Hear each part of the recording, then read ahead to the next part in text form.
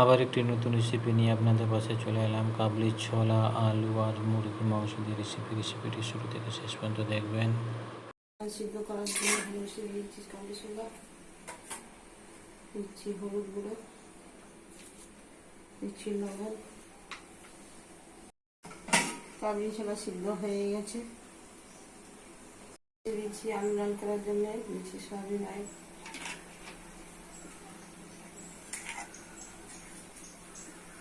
দিচ্ছি আলু,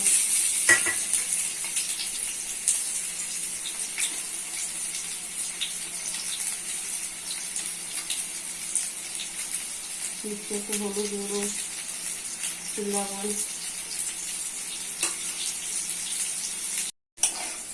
আলু লাল হয়ে গেছে, তুলে দিচ্ছি। গরম হয়ে গেছে, দিচ্ছি পেঁয়াজ কুচি। লাল হয়ে গেছে, দিচ্ছি আদা রসুন বাটা। ভালো করে আদা রসুন বাটাটা ভেজে নেব। রসুন লাল হয়ে গেছে, দিচ্ছি মশলা। হলুদ গুঁড়ো 1 চামচ, লঙ্কা গুঁড়ো 1 চামচ, জিরা গুঁড়ো 1 চামচ, ধনে গুঁড়ো 1 চামচ, লবণ 1 চামচ। মশলা ভালো করে কষে নিতে হবে। মশলা কষা হয়ে গেছে, দিচ্ছি মুরগির মাংস। মুরগির মাংস মশলা থেকে ভালো করে কষে নিতে হবে। মাংস কষা হয়ে গেছে, একটু ভেজে রাখা আলু মাংস ভালো করে কষে নিতে হবে। মাংস আলু কষা হয়ে গেছে, দিচ্ছি কাবলি ছোলা। কাবলি ছোলা দিয়ে মাংসটা ভালো করে কষে নিতে হবে।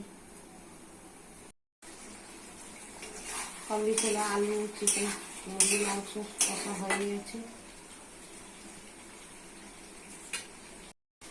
কাবলি ছোলা, আলু, মুরগির মাংস কষা হয়ে গেছে, দিচ্ছি জল।